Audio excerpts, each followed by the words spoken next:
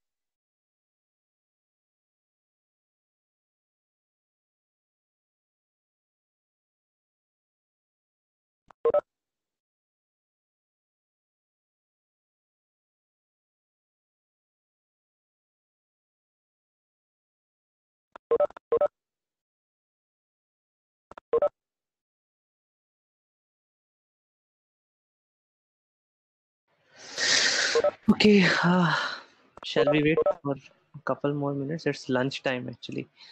Uh, so, okay, let us wait.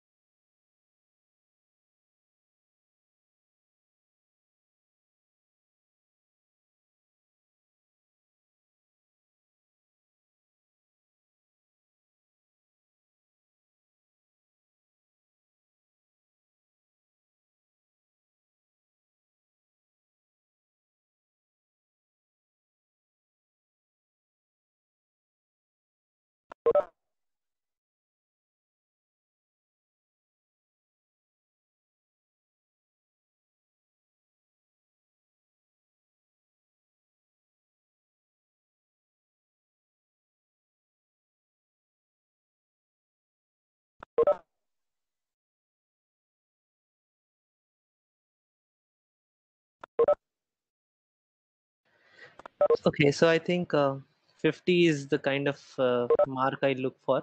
If it's 50, I'll start. So okay, so let us start then.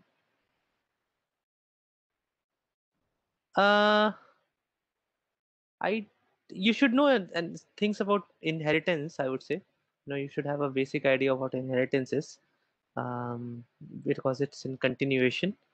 Uh, why? I mean, why is it that that you guys are asking such questions today?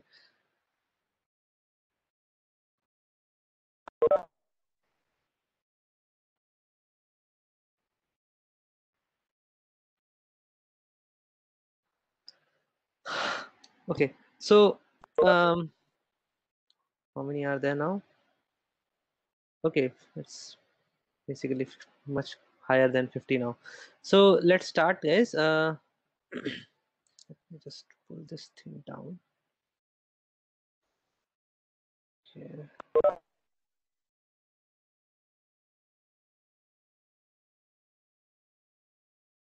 Okay. So we've already discussed inheritance as a very what can you say, as probably the basic concept of object oriented programming, right? I mean, the power of object oriented programming lies in the fact that you can write stuff once and then you can inherit it and then try to extend it, right? So this is the power of inheritance. So you don't have to uh, put multiple copies of the same properties or behavior in every class that you create. You can say, okay, this class is just an extension of an already existing class, so all the behavior, please borrow all the behavior from that class, and whatever specific is there, that I will add in this version, right? So this is the whole concept of inheritance, that you create your stuff hierarchically. Okay, and each at each level of the hierarchy you add more behavior or properties. That is the overall idea. Now, the probably the only other major concept from I mean, there are actually many other concepts as well, but for me the two most important concepts of object oriented programming are inheritance and polymorphism. So one thing that you might not be aware of is that in computer science, we almost always borrow terms from other disciplines. Okay, so I gave an example of bridge in the previous class. That a bridge is something that connects two different ends, let us say, of land. And when there's some water body in between or something like that. So in computer science, a bridge is a kind of device that bridges two different types of, let's say, networks. Okay, you'll read more about what bridges and routers are, but so this terminology has been borrowed from the construction world. Similarly, there are so many terms everywhere that you'll come to know that this is a terminology which has been borrowed from some other discipline. So the term polymorphism has been borrowed from biology. That is the first thing that you should know. So this is what polymorphism says. It's very technical, but let us just try to understand what this is saying. In biology, the polymorphism is the occurrence of two or more clearly different morphs or forms, also referred as something here, in the population of a species. Okay, so basically it is the same species, but you can find two or more clearly different forms of the same species. So this concept is known as polymorphism. So now what exactly is polymorphism doing in object-oriented programming? So we already know what is inheritance, right? Inheritance is about inheriting stuff from a base class and then adding more behavior to it. So what exactly does polymorphism add? So there are three types of concepts which are together known as polymorphism. So the first concept is there are two pointers. Okay, pointers. Now we are back to the world of pointers. So there are two pointers which are pointing to objects. That is the first thing. Right? They are not really pointing to int, char, float, double. They are pointing to some objects. And these pointers are of the same type. Okay, so whatever is, so it is like toy asterisk ptr1, toy asterisk ptr2, right? So they are both of same types, but they behave differently when they are used in the same fashion. So basically, if I invoke a method on some of the on the object pointed to by one, versus I invoke the same method pointed to by the second pointer, there is a difference between the behavior. Okay, so you can see it's relating to biology, right? Same species but slightly different forms. So that is the first type of polymorphism. We'll see what exactly it means today. There are two other types: the same method behaving differently when used with different parameter lists. This is also known as overloading. Now, some languages only allow method overloading, and in general, you will, whenever you will read about overloading, if not mentioned explicitly, overloading will be method overloading. If it is operator overloading, it will be explicitly mentioned operator overloading. So we'll see what operator overloading is. But in general, what is overloading is basically method overloading. You are going to provide a you are going to provide two or more definitions for the same method. What is going to differ there is the parameter list, the types and number of parameters that all these versions take. They change from one to another, but it is basically the same method. The name of the method is same. The third type of polymorphism is when the name is also same and the parameter list is also same, but they are defined in different classes. Okay, and when I say different, I basically mean one is a base class, the other one is a derived class. So this is known as overriding. Okay, we have already seen overriding.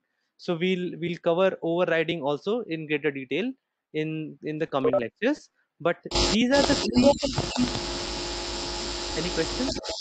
Sir, is it possible that for two methods that they have same function prototype but they have different return types?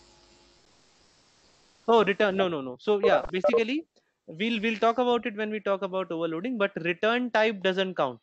Okay. So if the parameter list is same, but the return type is different, it doesn't count. The compiler cannot differentiate between these two. So yeah, so basically int func and then int and then float func and int. These are exactly the same methods. Okay, compiler cannot differentiate between it, so this is not allowed. But yeah, int func int and int func int. Okay, that is allowed. So basically the yeah, I mean let me put it like this on the chat: int func int and float func int.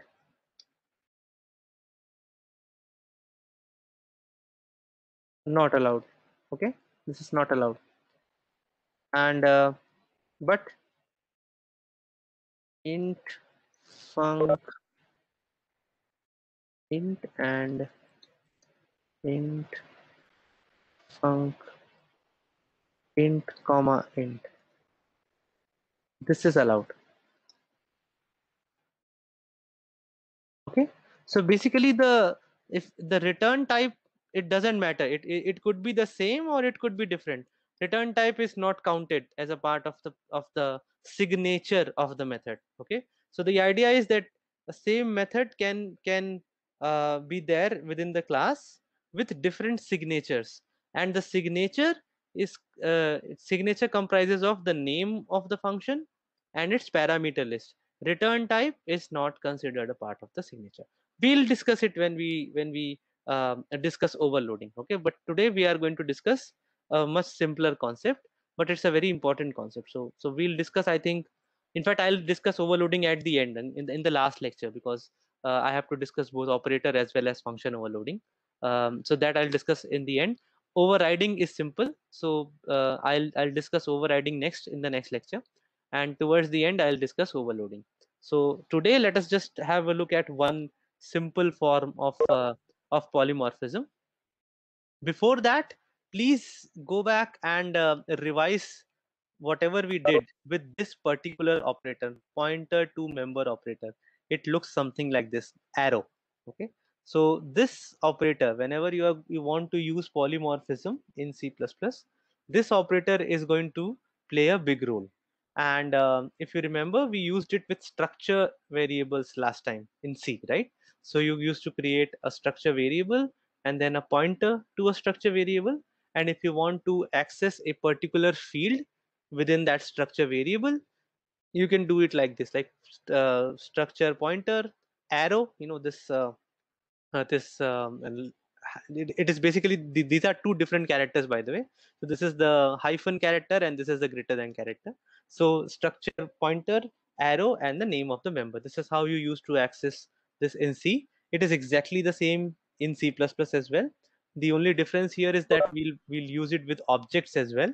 And with objects, you not only have fields, you also have methods. So it is possible to write something like object pointer, the arrow, and then func, and then the parenthesis. So basically this will mean please call the method func associated with object, this whichever is pointed out to by this particular structure pointer. So you guys should revise this member to pointer operator in case you do not remember it. It's a very simple operator, but still, in case you've forgotten, just open up your notes or whatever it was from the previous semester and have a look at it. Now, the access specifier, by the way, whatever are the access control, that access control remains.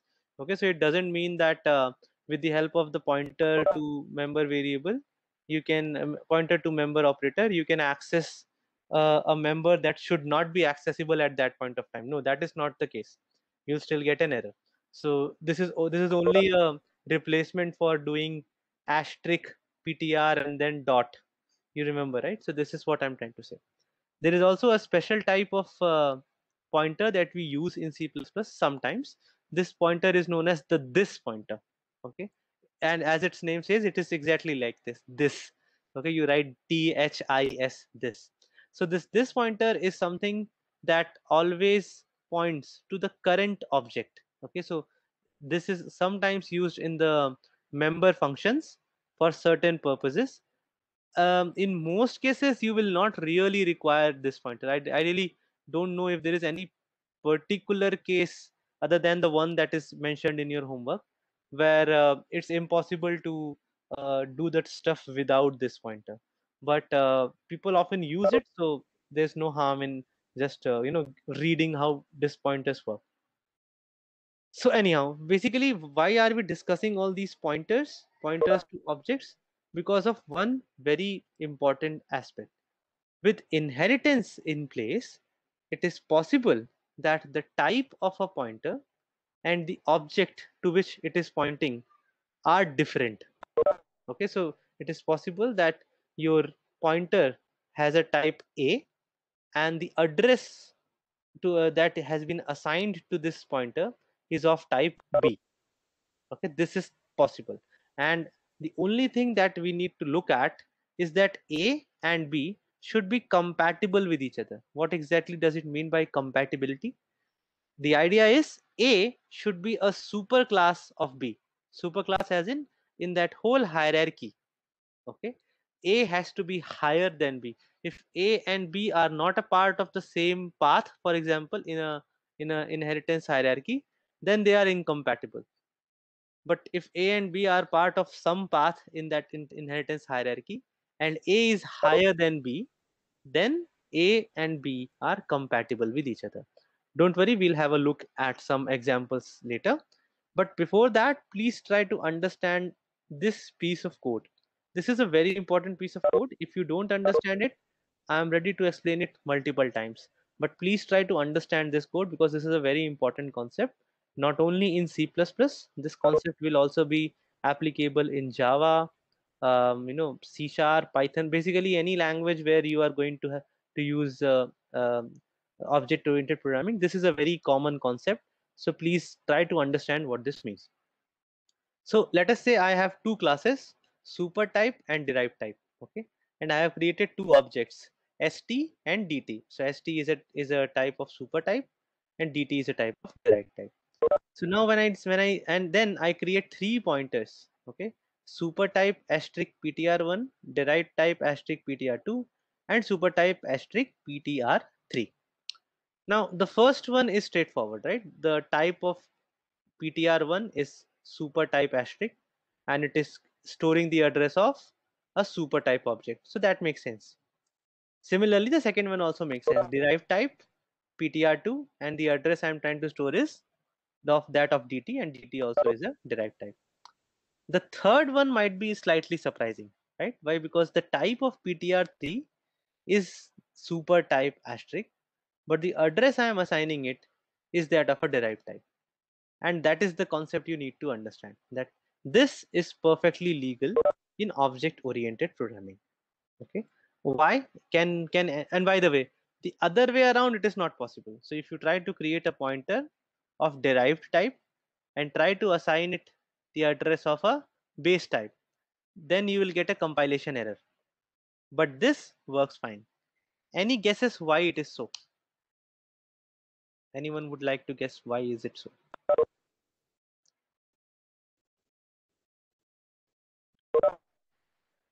Okay, so this is this. Let us go back to our pizza and toy examples. Let us say I have a pointer of type pizza. Okay, so this is a rather dumb pointer. Okay, it only understand what is a pizza.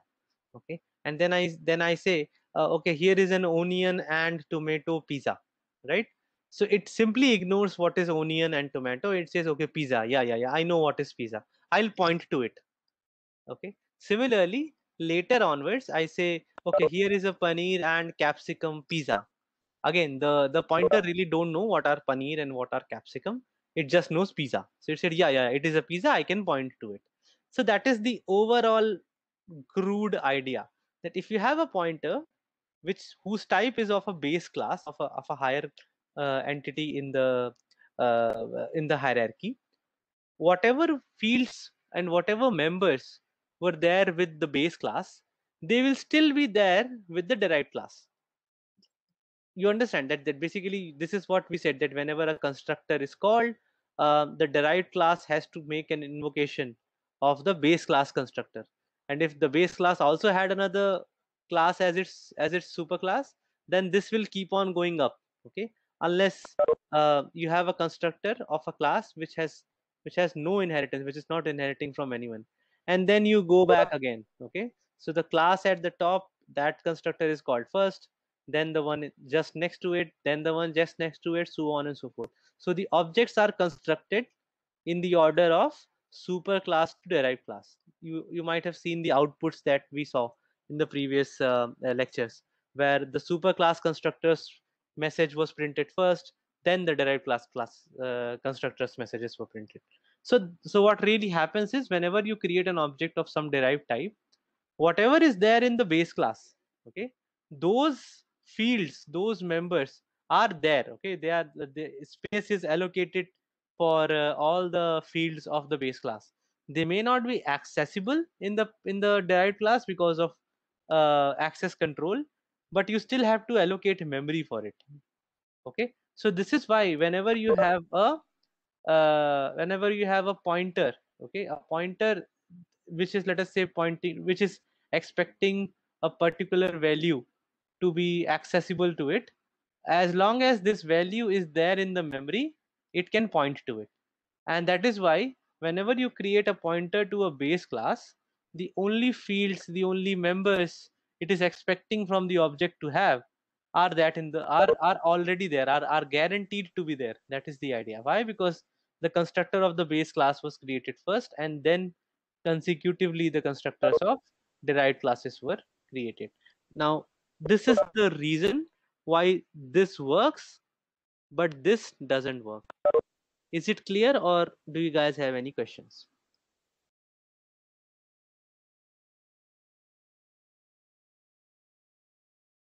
This is a very important concept. It's not just associated with C++. It will be there in other object-oriented programming languages as well. So please make sure that you understand why why this one works but this one doesn't work.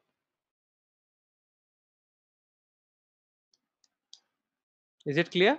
Clear to everyone? Okay, that is, it means that either it's too simple, or maybe none of you got what we just discussed.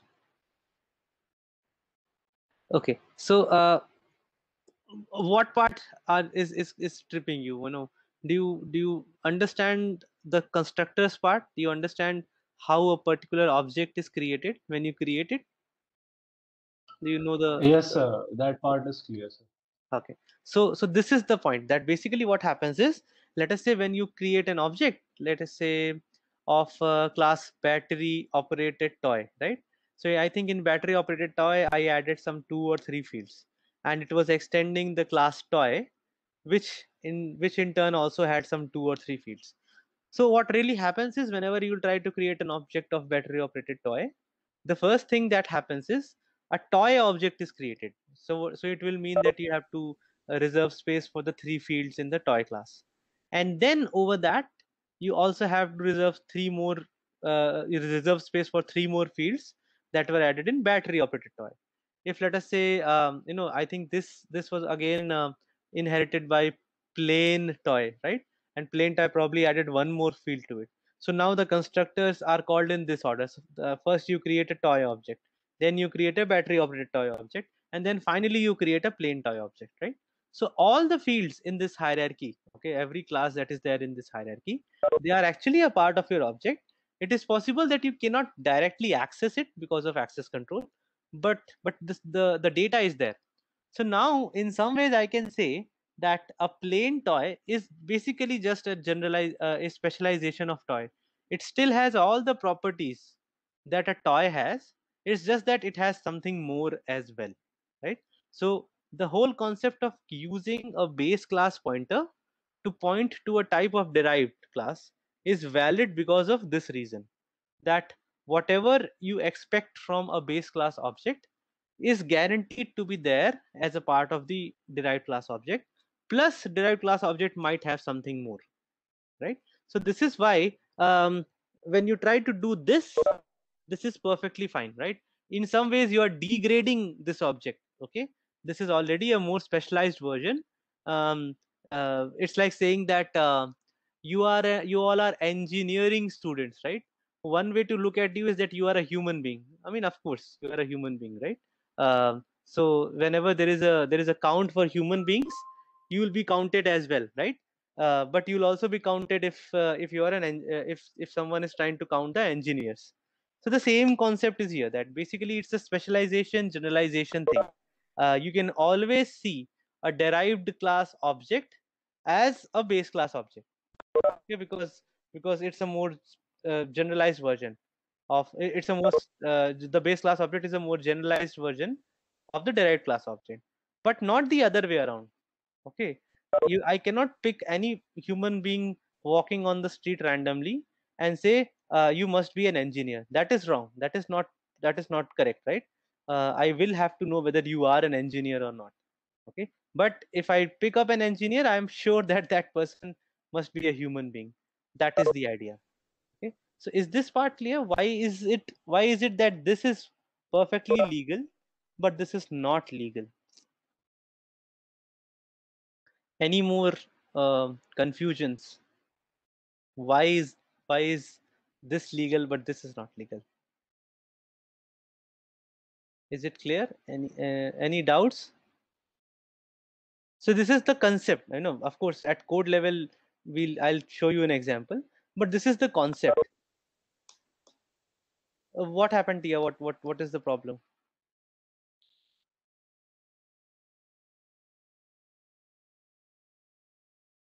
Oh, okay. Sorry. So I hope this point is clear.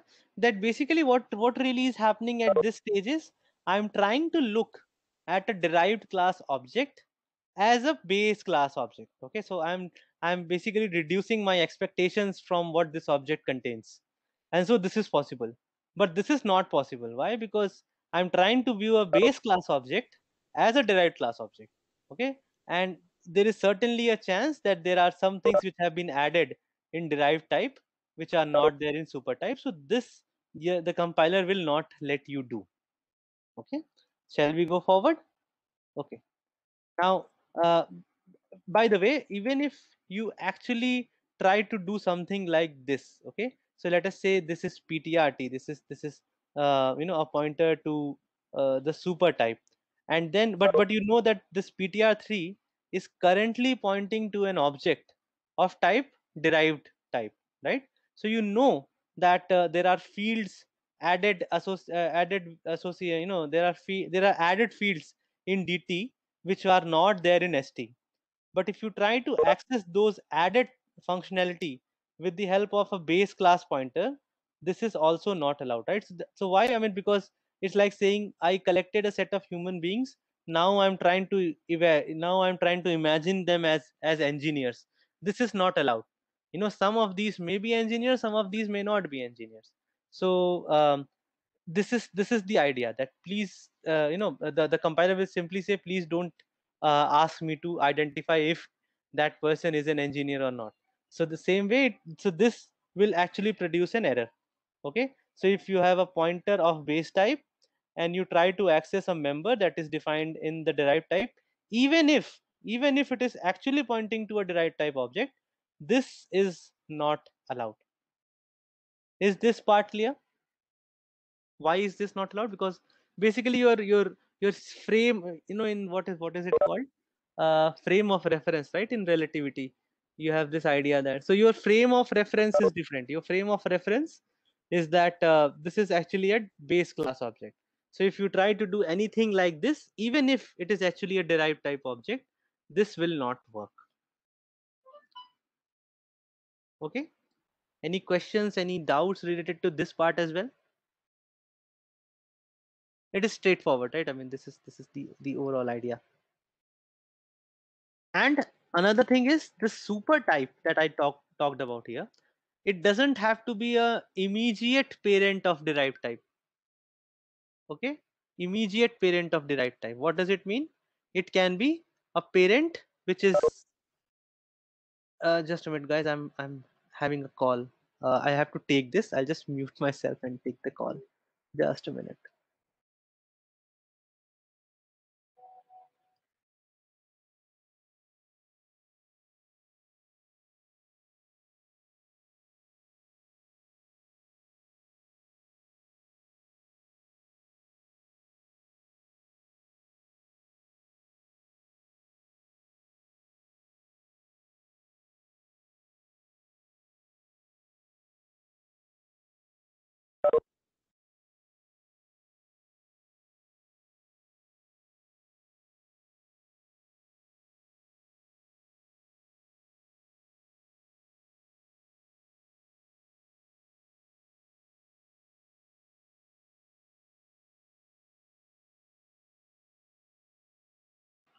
Sorry guys, some emergency. Okay, so let us go back. So basically, this super type need not just be the immediate parent of the derived type. Okay, so let's just say I have a hierarchy like this. There is a class called A, then B inherits A, C inherits B, and D inherits C. Okay, so there is a whole hierarchy. So basically, super type, if derived type is D, C, B, as well as A, all three qualify to be a super type. Okay, so this derived and super things need not be immediate parent and children. Okay, is this part clear? It is again, the concept is exactly the same. That anything that a base class object will have will certainly be there in a derived class object. Okay, this part is clear. If this is clear, so now the next question is, when do we need something like this, right? I mean, why do we even need to have a pointer of a base type, and then we should try to assign values, addresses of derived type? There has to be at least one use case where this is useful, right? So what is this? Let us check this one now. So going back to our toy example, you know that we've already seen some classes. There is a class called toy. It is basically the base class for all the toys in the world, for example. Then there is a class called battery operated toy, which is basically a specialization of toy. There was another class we saw that was flying toy. Flying toy was also a specialization of toy. And there was a class called plane toy, which was basically a specialization of both flying toy as well as battery operated toy. This was the diamond problem that we saw last time. So now let us see, you need to put these toys on some kind of sale, right? So you, let us say I'm talking about, you go to a market and these products are lying there, all these toys are lying there. Maybe at this point of time you really don't care all, whether they are battery operated, whether they can fly or not. From the perspective of selling, the only thing that matters is, let us say, the name of the product, the, some kind of a barcode or some kind of a unique ID for each instance, so that you can, swipe it with the help of some instrument, and then the price. Okay, what is the price for this particular toy? So these are the only three things I need to know in order to put a particular toy on sale. I don't care whether they are plain toys or battery operated toys or flying toys or any other toys. Okay, the only set of properties that I'm interested in are basically associated with the toy class itself. There is really nothing more that I need to know in order to put a particular toy on sale. So one way to do that is to basically create this function put toy on sale, and then you say, um, there is a version of this function which does it for toy objects. There is a version of this function where the parameter is battery operated toy. There is a version where it takes flying toy. There is a version where it takes plain toy. So this is one way to do it.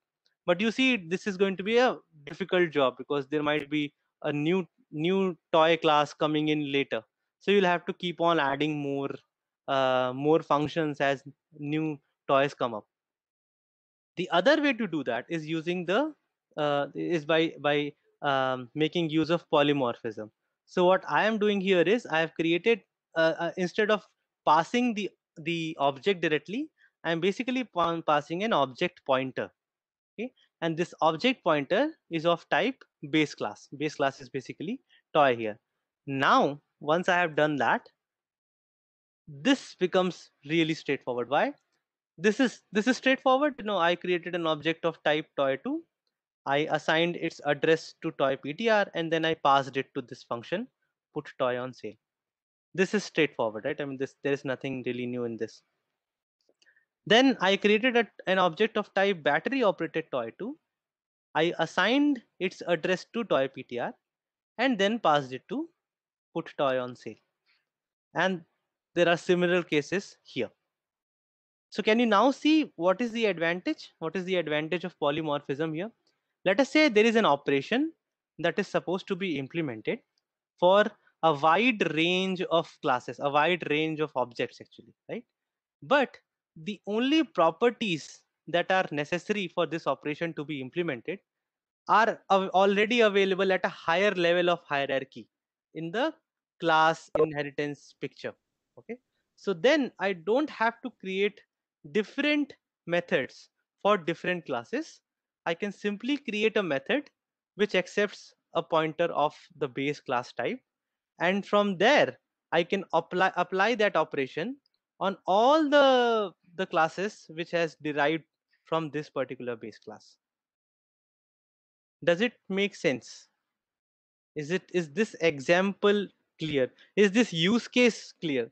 That when can such a kind of polymorphic behavior be of use to you? When how can it reduce your headache?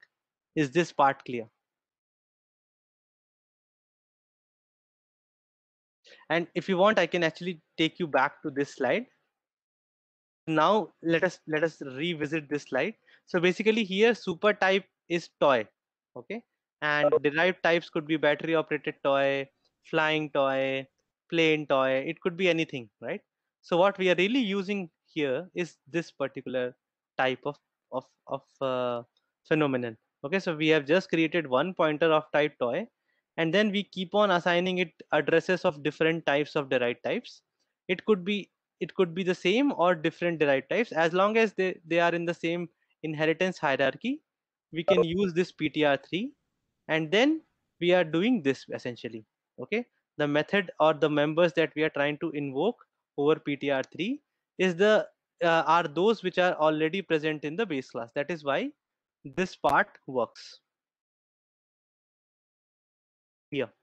These methods get name, get id, and get price are a part of the toy class itself, and so I can easily send uh, these objects to this particular function without any problem. Now, is this part clear? Any questions on this?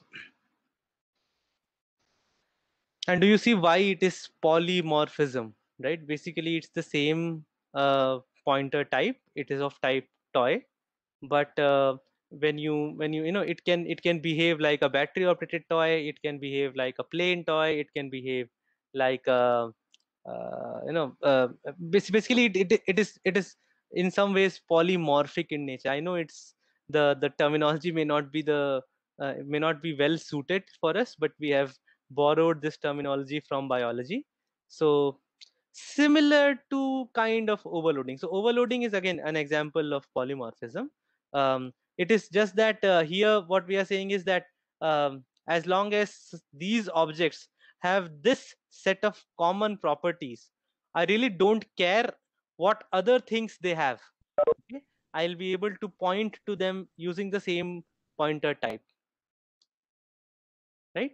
So this is the idea that and polymorphism is the term that is used to describe this behavior, whether you consider this is polymorphism or not. But yeah, this is a term that we have borrowed from biology and we are using it in computer science. But the idea is something like this, that based on the requirements that you have from a particular type of object, sometimes it is useful to do this. In fact, in Java you will see that whenever you start using Java APIs, this is very common. Okay, let us say I want a particular method to be applicable for a wide variety of classes. Then all I see is if they all have one common base class, or in Java you also have a concept of interface. So if they all implement the same interface, then all I need to do is just make the parameter type as that particular base class or that particular interface, and then I can pass a plethora of objects, and different types of objects to this method. This is very common in Java. It's not so common in C++, but yeah, it's not completely uncommon as well. So is this concept clear now? Anything that strikes your mind, anything that is confusing you? Because this is not just a concept for C++, this is a concept that will be applicable, let us say, if you study Java, or if you study C Sharp or Python or all these things, like now all the languages that have some kind of object orientedness. This concept is going to be exactly the same.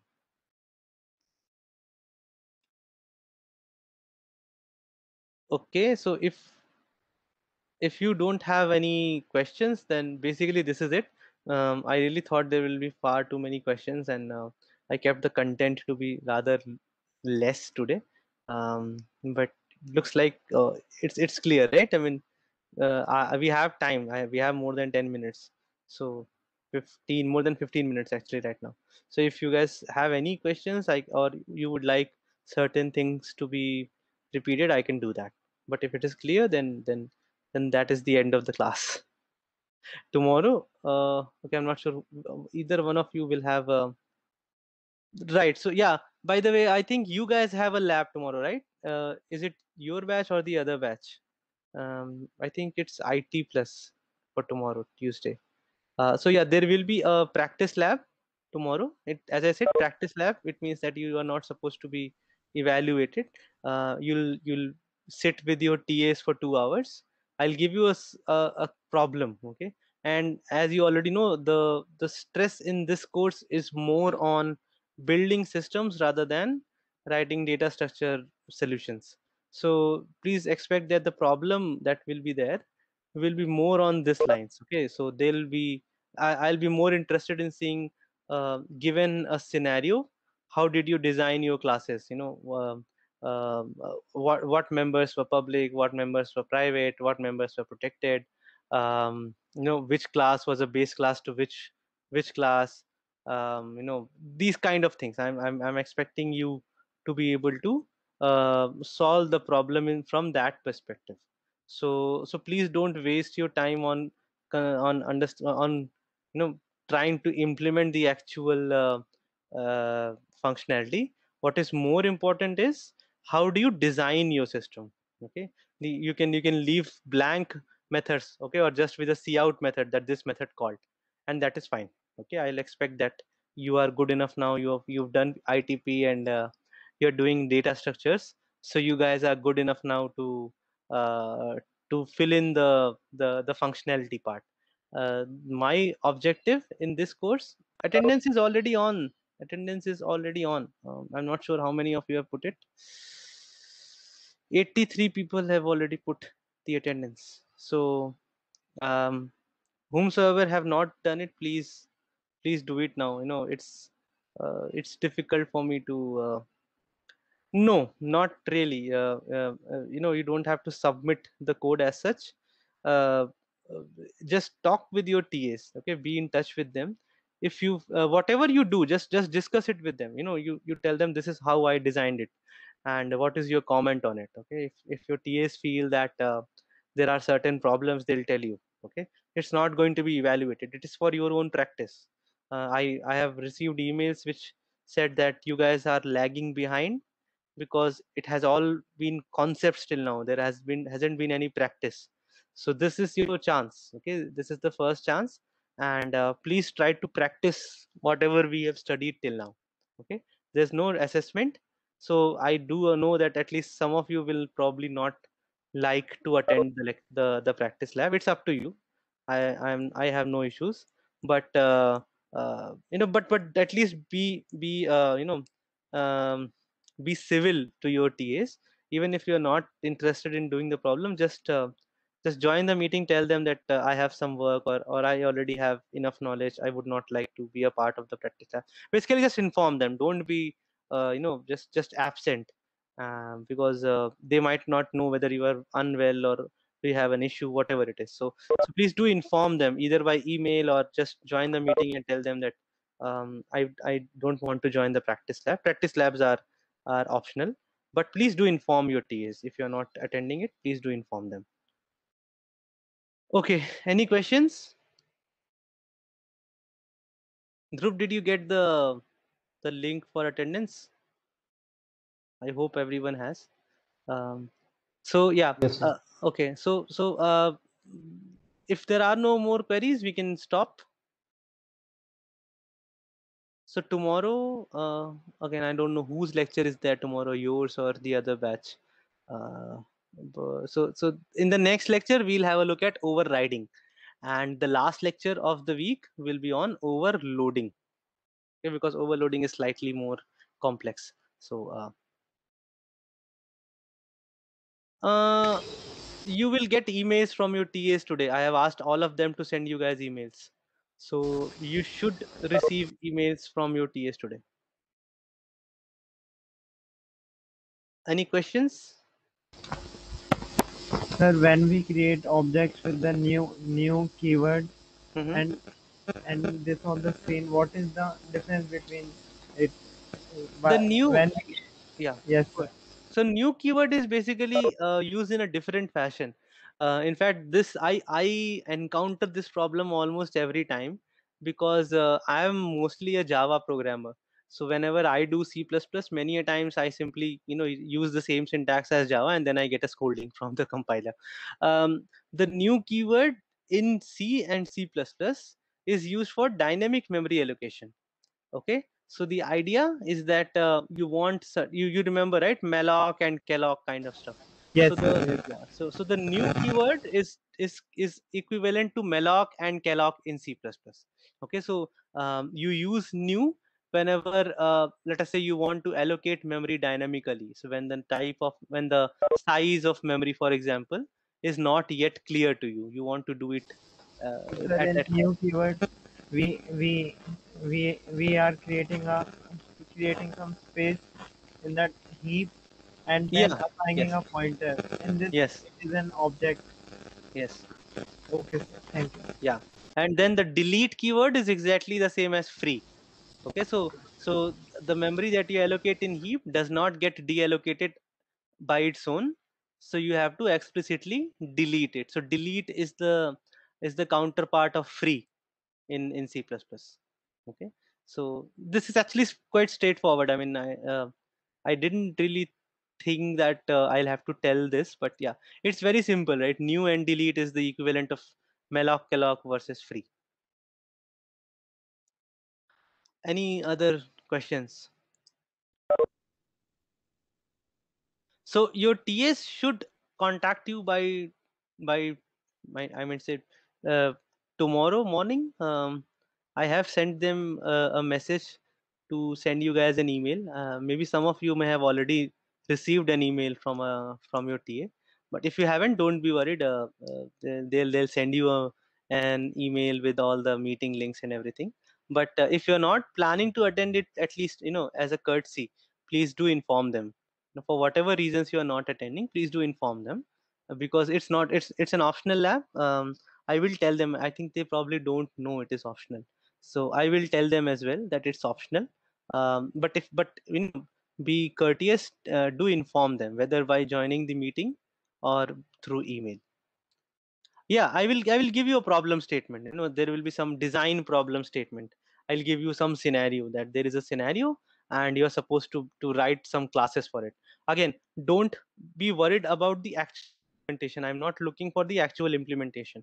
I want you guys to practice your thinking, that how can I use inheritance here, how can I use polymorphism here. Okay, so this is the idea. Think from a different perspective. Don't think like a data structures programmer. Okay, because a data structures programmer is only thinking about solving the problem, getting the input output pairs correctly. That is not the issue here. It's about building system. You are given a task and you have to think, you have to design something. So try to see how inheritance can help you, try to see how polymorphism can help you. What is the best way to hide data, what behavior should be open for extension, what behavior should be stopped from extension, so on and so forth. So these are the things you should practice in tomorrow's lab. And I hope the concepts that you have studied till now in the class you'll be able to put them to use. That is the idea. Okay, any other questions, queries? Okay, guys, then we are I think we'll meet on what I'm not sure. Do you have a class tomorrow? No, right? I think it is for the other batch. So then I guess we'll meet on Wednesday. Okay. Okay, guys, bye. Thank you, sir.